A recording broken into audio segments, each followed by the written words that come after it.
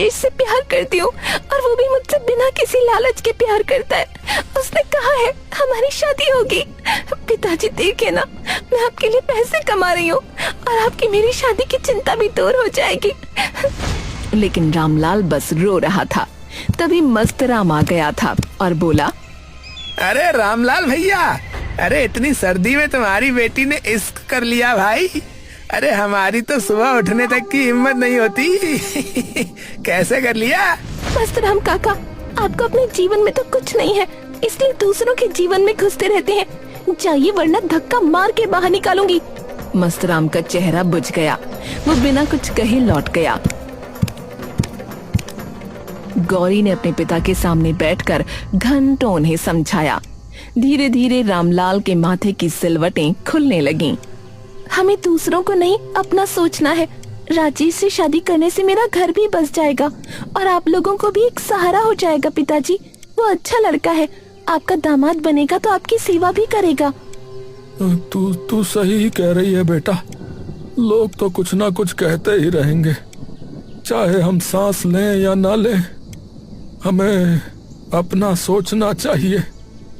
तो पिताजी राजेश को बुलाइए ना। राजेश को बुलाया गया। बातचीत हुई। राजेश के वादे फिर से दोहराए गए और शादी तय हो गई। तारीख रखी गई 15 जनवरी, एक नई शुरुआत का दिन।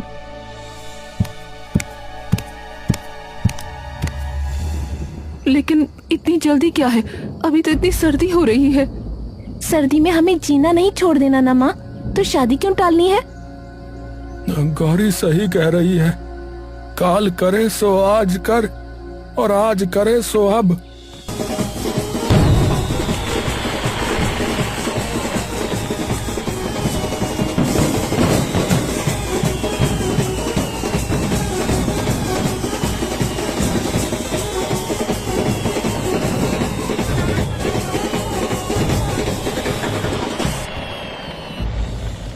सुनो भैया, हमारा लड़का तो पढ़ा लिखा है। हमें जो है ना 50,000 रुपए जो है नकद चाहिए भैया। हाँ, और जो है एक नई मोटरसाइकिल भी। हाँ, इन लोगों ने प्रेम विवाह करने का सोच लिया, लेकिन हमें तो समाज के हिसाब से चलना है ना।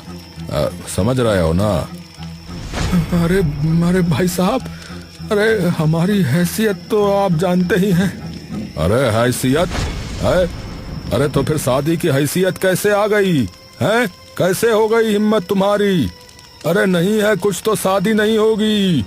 ए चलो रे, वापस चलो, वापस जाएगी बारात रे, वापस लौटा।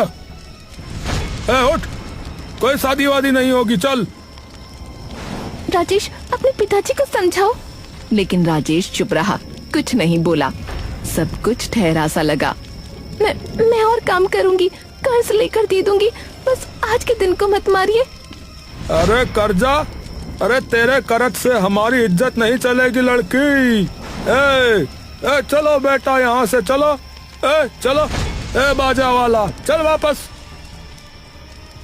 रामलाल का घर एक तमाशा बन गया। अरे भैया, इतनी सर्दी में हम सबको इकट्ठा कर लिया और शादी भी नहीं करी, बताओ। चलो कम से कम खाना तो खा ही लेता हूँ। बड़ा अपने माथे का कलंक धोने चली थी। ले, तेरे एक और कलंक लग गया। अब कौन करेगा तुझसे शादी? जमींदार जी, आप? और अब कल से काम पर भी मत आना, समझी? ऐसी लड़की को मैं अपने घर में नहीं बुला सकता। रामलाल टूट चुका था। शांति की तबीयत इस सदमे से और बिगड़ गई। उनके जीवन में अंधेरा और गहरा होता चला गया। सारी उम्मीदें खत्म हो गईं। अरे सब बर्बाद हो गया, सब बर्बाद हो गया। लेकिन वो कहते हैं ना, जब एक रास्ता बंद होता है तो दूसरा खुल जाता है। अगले दिन शहर से एक चमकती हुई कार गांव की धूल उड़ाती हुई आई। उसमें से उतरा गौरी का बचपन का दोस्त श्याम। गौरी ने उसे सब बताया। हे भगवान, ये तो बहुत बुरा हुआ। रामलाल चाचा, आप फिक्र मत करिए, मैं गौरी की नौकरी भी लगवा दूंगा और गौरी की शादी उसके लिए लड़का भी मैं ढूंढूंगा। एक इंसान जो दहेज नहीं उसकी ताकत को पहचाने।